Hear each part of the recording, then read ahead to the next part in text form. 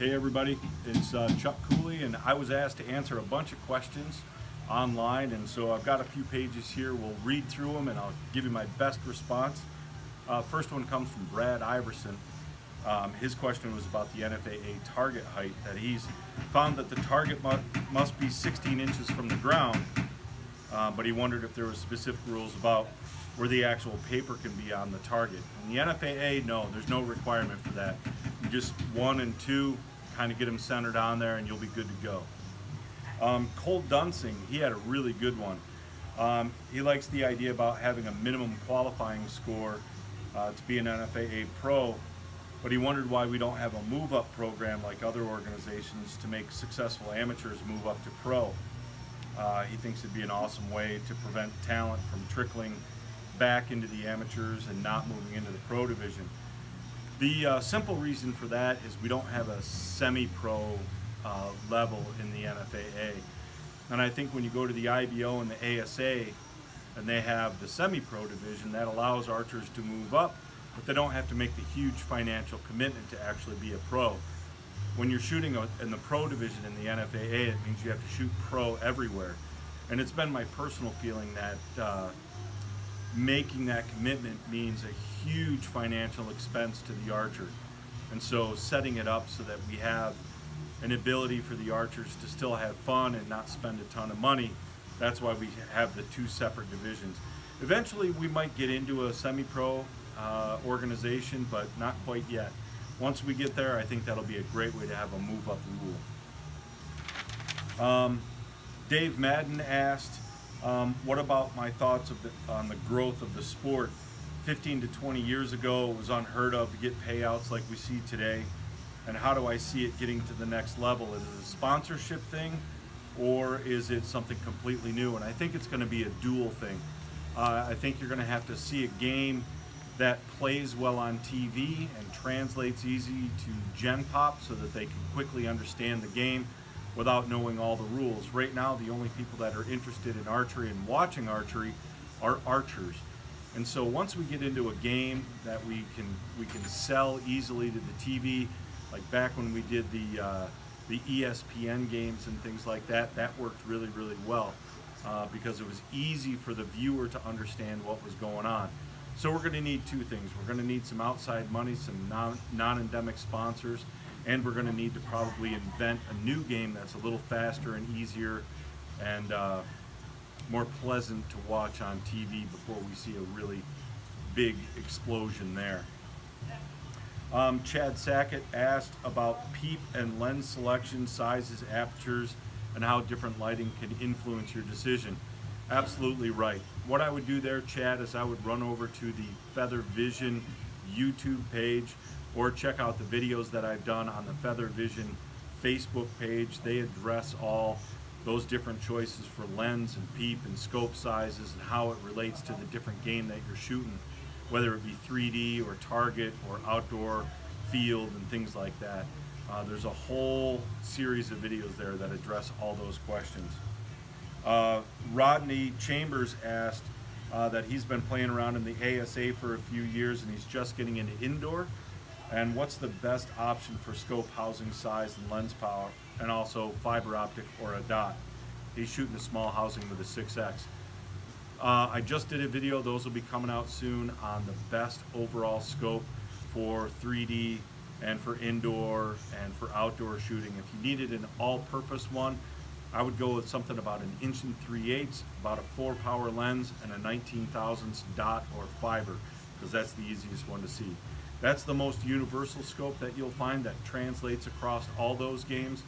Otherwise, buy a specialty piece for each individual game that you're playing. 3D, you want to go with a little bigger body. Indoor, you generally want to go with a little smaller body and a little higher power. So again, I would send you to the Feather Vision Facebook page to check out all the videos that I've done there. Evan Cotton asked about some challenges related to being the NFFA Prochair. What's my most rewarding part there? And that's seeing the explosion of the sport and seeing the growth that we have in the pro division. The fact that we've added now we have senior pro, we have silver senior pro, we have master pro, That way we can keep all the guys that have been in the game for the last 20 years, we can keep them in the game. And he also asked about when's a good time to get your Pro card. And getting your Pro card is a big decision. That's a financial commitment, it's a travel commitment. Get it whenever you're ready, whenever you think you can make that commitment to the game, to your wallet, and to yourself and to your family. It's a big decision to go pro. So go into it carefully, you know, make sure that you're ready for that big commitment.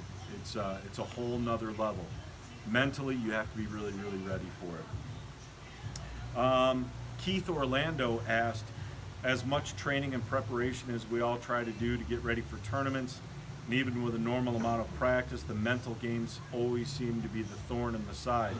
What preparations do I do or do others do when you're on the tournament line? My big thing there is I would get some of the books that Lanny Bassham has done for mental training. Those are huge. Those are amazing. They will guide you the best on your mental game. You need to practice your mental game just as much as you practice shooting.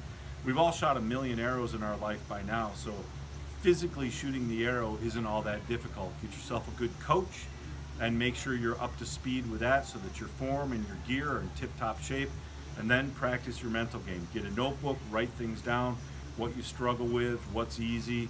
Those will help you find where you need to put focus. And look into the books from Lanny Bassham. The mental game books there are really, really, really, really key, really critical, and they help a ton. Chris Pavey asked about getting an eye exam when it comes time to add a lens to your setup. Yeah, absolutely. Get an eye exam.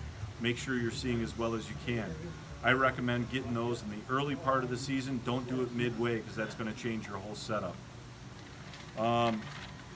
Let's see. J.W. Psowski asked that there's many different lenses available from all different kinds of manufacturers. What makes one better than the other? Well, it goes into research and development.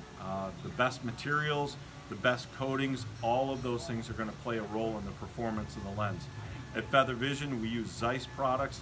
It is top of the line. We use Zeiss glass, Zeiss composites, Zeiss polycarbonates, and Zeiss coatings. That allows the lens to be the cleanest, truest, brightest, crispest that you can have on the market today.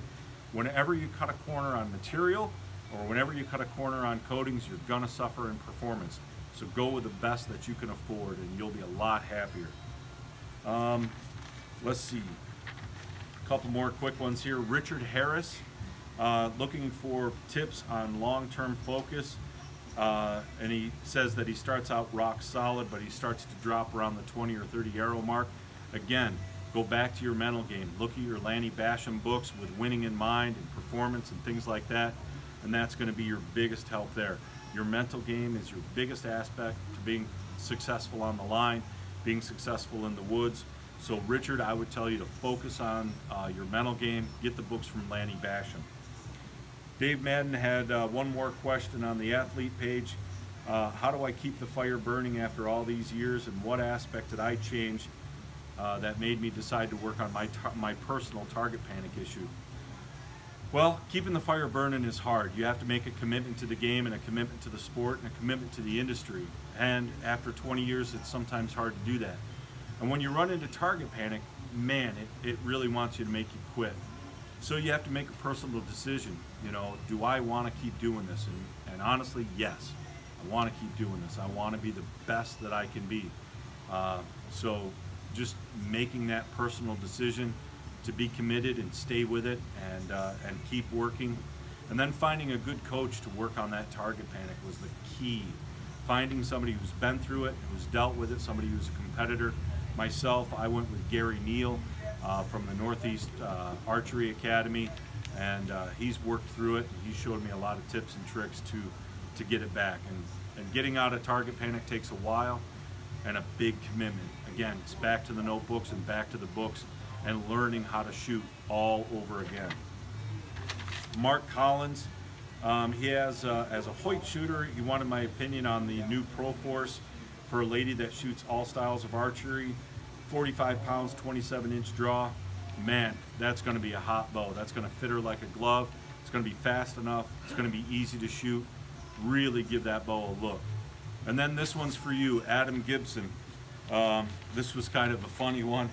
Adam Gibson wanted to know what makes me so awesome, and he wants to know what it takes to grow up to be like me. Well, that's a big challenge, Adam. You're gonna have to start working at that one, buddy. Being awesome, some people are born with it, some people are gifted with it. Guys like me, I have to go out and buy it. So get your wallet out, farmer. You can be as awesome as me. Thanks a lot, guys. I really appreciate all your questions. Keep them coming. If I can help you anytime, make sure you shoot a message to me at Chuck Cooley Archer on Facebook or my personal page, Chuck Cooley. And big thanks to Don Barrett. This is Barrett's Archery, Barrett's Bow Hunting. It's a fabulous shop in Elmira, New York, and he allows me to come on down here and do all this. If you need anything and you're in the southern tier or anywhere in New York or northern Pennsylvania, make yourself a day trip and come out here to Barrett's. They've got lanes, they've got hundreds of bows in stock and all the different inventory on the wall to buy anything you need. Thanks again, guys. I'll see you on the line.